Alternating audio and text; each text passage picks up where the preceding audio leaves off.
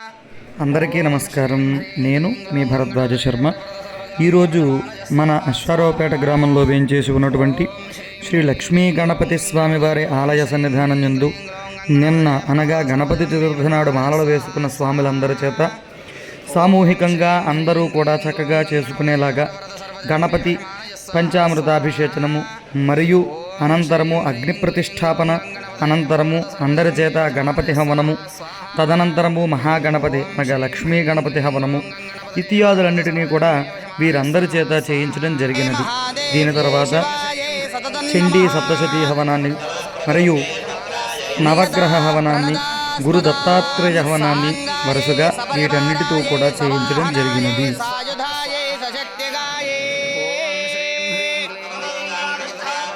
శ్రీ మహాకాళీ దేవ్యే నాగవల్లే దళధ్వజయుతాం సాఘృతం ఇమాం హోష్యామి నమః స్వాహా.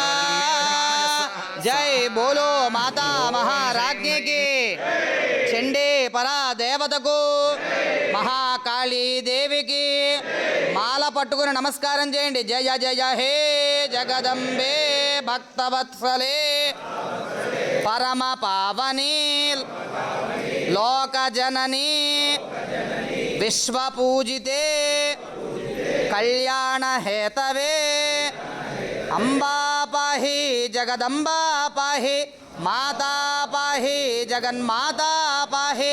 హర నమః పార్వతీపతయే హర హర మహాదేవ హర.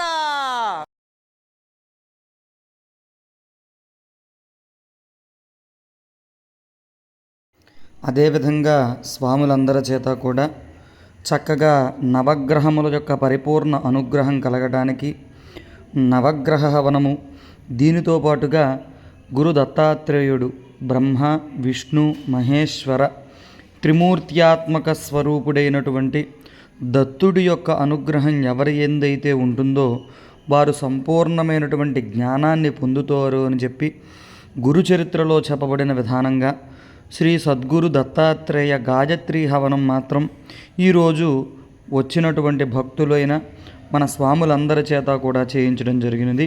అనంతరము ఆజ్య పూర్ణాహుతి ఈరోజు కార్యక్రమంగా చేయడం జరిగినది. ఇటువంటి చక్కటి విషయాలని రోజు ఏ వివరాలతో చేస్తున్నామో కూడా మీకు తెలియచేయడానికి ప్రయత్నం చేస్తాము. కావున అవకాశం ఉన్నవారు అందరూ కూడా ఈ వీడియోలను తప్పకుండా చూసి మమ్మల్ని ఇంకా మంచి మంచి వీడియోలు తీయడానికి మీ సహాయ సహకారాలని కూడా ఎల్లప్పుడూ అందజేస్తారని కోరుకుంటూ ఇట్లు మీ భరద్వాజ శర్మ. స్వస్తి.